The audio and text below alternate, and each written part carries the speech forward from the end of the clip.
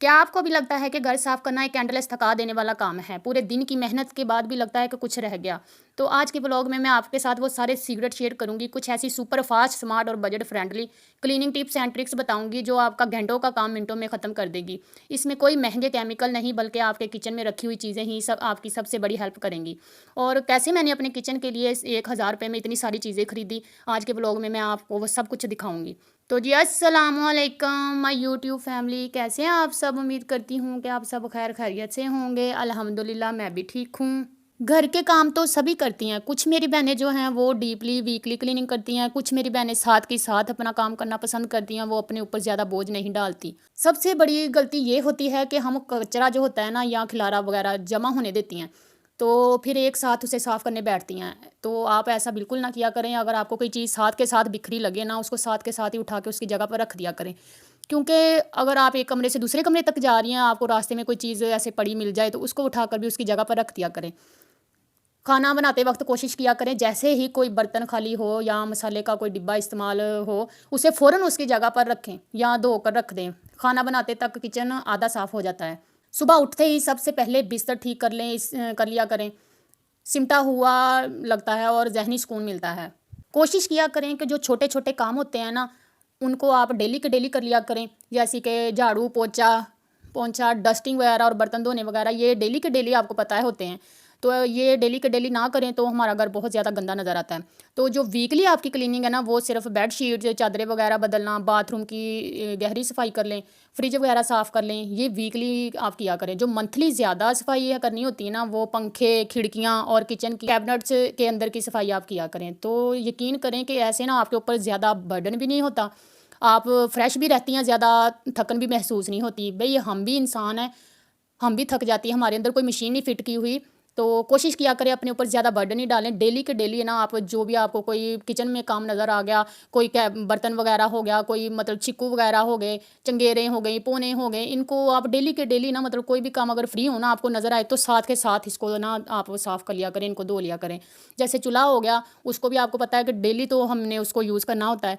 कुछ मेरी बहनें होती हैं कि 2-3 दिन बाद इसको वॉश करती हैं, साफ़ करती हैं, या वीकली करती हैं।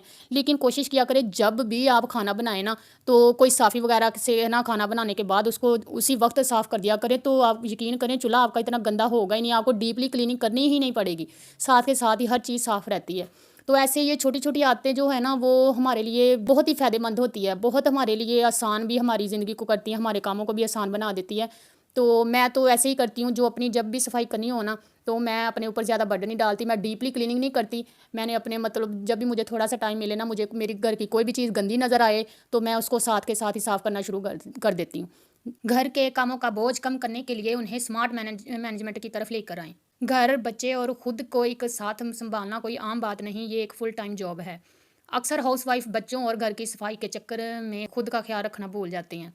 रोज़ाना रात को सोने से पहले ना अपने पूरे घर को गौर से देख लिया करें, जैसे कमरा, किचन, घर का सेन, जो भी चीज़ आपको बिखरी हुई नज़र आए, या कोई भी सामान या कुछ भी बिखरा हुआ आपको नज़र आए, जैसे बच्चों के खिलौने, किताबें, कपड़े, तो उसे उठा के ना फ़ौरन से उनकी जगह पर रख दिया करें। क्योंकि सुबह उठते ही ना, जब आपकी आँख खुलेगी ना, तो आपको घर साफ़ सुथरा मिलेगा और आपका मूड भी अच्छा होगा। अच्छा लगता है फ्रेश घर सुबह उठते ही। अगर सुबह उठते ही गंदगी नज़र आए ना, तो उठते ही हमें ना जो फ़ील होता है ना, वो हमारा मूड भी ख़राब हो जाता है और अच्छा भी नहीं लगता। फिर हम सोचते हैं हाय ये हम कैसे करेंगी, नाश्ता वगैरह बना के फिर सारा दिन सफाई में लग जाता है। तो कोशिश किया करें ऐसे छोटे छोटे काम है ना, जो रात को सोने से पहले 10-15 मिनट निकाल के ना, ऐसे इनको अपना तुम ख़त्म कर लिया करें। बच्चों के साथ घर साफ रखना एक बहुत बड़ा चैलेंज है, लेकिन थोड़े से स्मार्ट शॉर्टकट्स और एक सिंपल रूटीन से आप इस काम को कंट्रोल कर सकती हैं। घर को परफेक्ट दिखाने की बजाय हमारा प्लान होना चाहिए एक लाइवेबल, क्लीन और स्ट्रेस फ्री स्पेस बनाना। अपने साथ अपने बच्चों को भी छोटे छोटे कामों की आदत डालें। इन छोटे छोटे काम करने से बच्चों में काम करने की दिलचस्पी आएगी, जैसे कि खिलौने खेल कर समेटना, खाना खा के बर्तन किचन में रखना, बिस्तर सीधा करना, पानी वाली बोतलें भरना। ऐसे छोटे छोटे काम बच्चों को करने के लिए दिया करें। तो ये कोई मतलब बच्चों पे बोझ नहीं है। ऐसे ना छोटे छोटे कामों से बच्चों में दिलचस्पी आती है। बच्चा फिर बड़ा होकर ना जिम्मेदारियों को समझने की कोशिश करता है, जिम्मेदारियों से भागता नहीं है। तो मेरा बेटा भी बहुत छोटा है, मैं अपने बेटे को जब भी खाना खाती हूँ ना, तो उसको मैं कहती हूँ कि अपने खाने वाले बर्तन जो है ना, वो किचन में रख के आओ। तो वो अभी छोटा, बहुत छोटा है, तो वो जल्दी से ना बर्तन उठा के ना किचन में रख देता है। तो ऐसे छोटे छोटे काम बच्चों को करने के लिए दिया करें, बच्चों में थोड़ी सी काम करने की फुर्ती आती है। अगर किसी दिन रूटीन फॉलो ना हो पाए, तो टेंशन ना लिया करें कि हाय आज ये काम नहीं किया तो कोई क़यामत आ जाएगी। अल्लाह ना करे परेशानी तब आएगी जब आप बीमार होकर बिस्तर पर पड़ जाएंगी। तो भाई कोई किसी को नहीं संभालता, कोई किसी के बच्चों को खाना नहीं बना कर देता। इसीलिए अपनी सेहत, सेल्फ केयर और जो मेंटली सुकून है ना वो पहले आता है। तो प्लीज़ अपनी सेहत का भी ख्याल रखा करें, साथ साथ घर के साथ साथ आपको खुद को भी ठीक रखना है, खुद को भी संभालना है। क्योंकि अगर आप ठीक होंगी तो आप अपने घर को अच्छे तरीके से देख सकेंगी, अपने बच्चों का ख्याल रख सकेंगी। रात को किचन सिंक खाली करके सोएं। सुबह उठकर गंदे बर्तन जब हम देखती हैं ना, उन पे नज़र पड़ती है किचन में जाते ही, तो सबसे ज़्यादा डिमोटिवेटिंग होती हैं हम।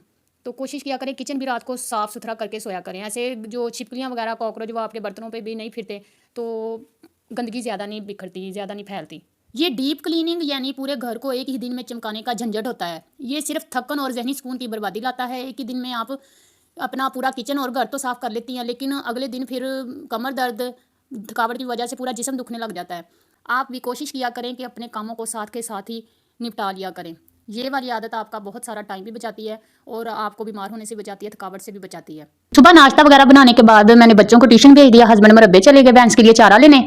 तो हमारे आई थी आंधी भाई, बहुत ज़्यादा धूल मट्टी मट्टी हो गई थी हर चीज़। तो मैंने नाश्ता वगैरह बनाया, अपने दूसरे सारे काम मैंने कर लिए, बर्तन वगैरह धो लिए, वॉशरूम वगैरह धो लिए और कपड़े वगैरह मैंने धोने थे वो भी धो लिए। तो मैंने कहा जो सफाई वाला काम है वो मैं एंड पे करूँगी, वो डस्टिंग वगैरह वाला काम है ना, तो मैंने कहा वो मैं एंड पे करूँगी। तो मैंने सारे काम अपने कर लिए।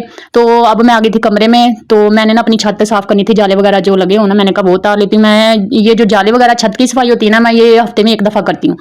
तो बेडशीटें ये उतार के मैंने झाड़ी, मट्टी मट्टी हुई पड़ी थी सारी। मेरे कमरे में विंडो है ना, तो उससे फिर आंधी की ना जो मट्टी होती है ना वो बहुत जल्दी कमरे में आती है। तो ये मेरा जो बेड है ना, ये देख लें आपने, मैट्रेस इसका देखा है, तो ये न्यू है अभी। तो इसके ऊपर शॉपर है, तो ये शॉपर अभी फट रहा है। तो मैंने कहा जब ये मुकम्मल फट जाएगा ना तो तब मैं इसके ऊपर ना, वो हमारे पास इधर जुमा बाजार लगता है, तो वहां से ना मैं कपड़ा लेके ना तो वो सिलाई करके इसके ऊपर चढ़ाऊंगी। क्योंकि आपको पता है कि मैट्रेस का जो वो नीचे वाला कवर होता है ना, जो मैट्रेस के ऊपर दुकान से ही चढ़ा आता है, तो वो बहुत ना हल्का उनका कलर होता है, तो वो बहुत जल्दी गंदा हो जाता है। तो इसके लिए मैंने कहा चलो ये अभी शॉपर फटेगा तो फिर इसके ऊपर ना मैं खुद सिलाई करके ना कवर इसका ऊपर चढ़ाऊंगी। खैर भाई, ये तो हम औरतों के डेली रूटीन के ना खत्म होने वाले काम है, जो कभी खत्म नहीं होने। चाहे आंधी आए, तूफान आए, बारिश आए, हमें कभी भी छुट्टी नहीं होनी। ये काम हमने करने ही करने हैं। एक बीवी, एक बहू, एक माँ बनने के बाद ये लड़की की बहुत ही टफ रूटीन होती है भाई, जो हमने ये करनी ही करनी है। सबसे पहले ना मैंने अपनी छत के ऊपर से ना जाले वगैरह उतार लिए, अपना पंखा साफ कर लिया छत वाला।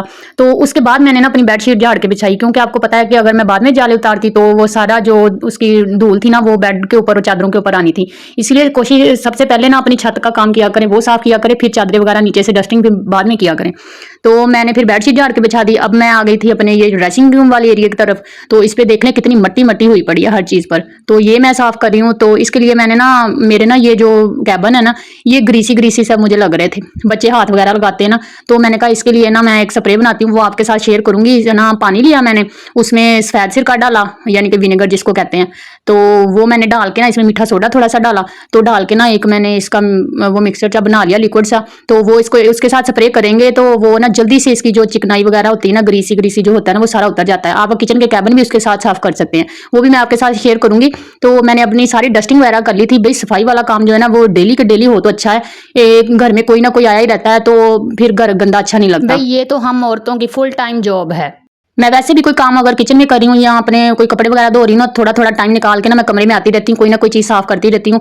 अगर कोई मेरे बच्चे मेरे बेडशीट पे बैठ के, बेडशीट इकट्ठी होगी मैं साथ के साथ बिछाती रहती हूँ। अपनी ये ड्रेसिंग वगैरह हो गए, कैबिन हो गए, इनके ऊपर जो मट्टी वगैरह धूल हो मैं उनको साफ करती रहती हूँ, कपड़ा उनको मारती रहती हूँ। मैं ऐसे साथ के साथ सफाई करती रहती हूँ, डीपली सफाई के झंझट में पड़ती ही नहीं हूँ। अच्छा, मेरे भाई की शादी है तो मैं हर चीज़ ना साथ के साथ साफ कर रही हूँ। जब मैं शादी पे जाऊंगी ना तो मुझे ये नहीं होगा कि मैं डीपली क्लीनिंग करनी है मैंने, तो मैं फिर जाऊंगी, मुझे मुश्किल नहीं लगेगा।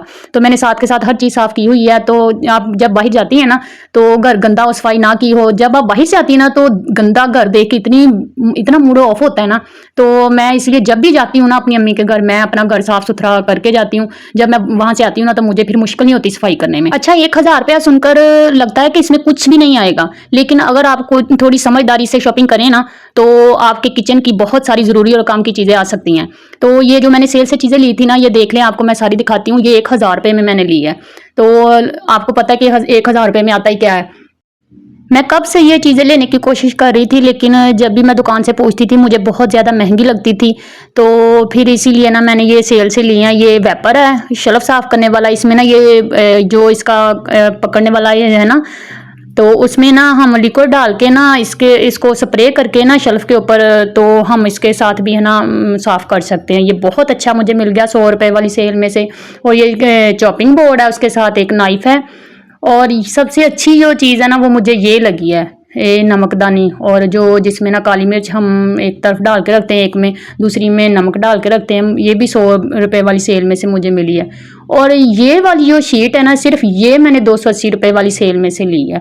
बाकी सारी मैंने चीज़ें 100 रुपये वाली सेल में से ली है। ये रोटी वाली चंगेरे, सब्ज़ी वाले छिक्कू वगैरह धोने के लिए बहुत अच्छा है। ये भी 100 रुपये का है। इसमें लिक्विड डाल के ना इसको प्रेस करें तो ये फिर लिक्विड सारा चीज़ों में लग जाता है, और ब्रश आसानी से हम ना चीज़ों को मार सकते हैं। और ये छलनी है पकौड़ों वाली।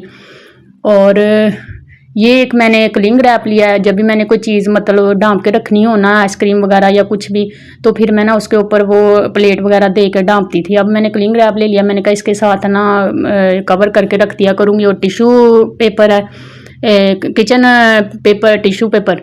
तो एक ये पिज़्ज़ा कटर है। तो आई होप मेरी ना आज की ये सारी वीडियो आपको अच्छी लगी होगी। ये ना ऑयल बॉटल है, अगर केक के ऊपर जब भी हमने वो लगाना हो ना, तो इसके साथ हम केक के ऊपर इसको ना ऑयल लगाते हैं।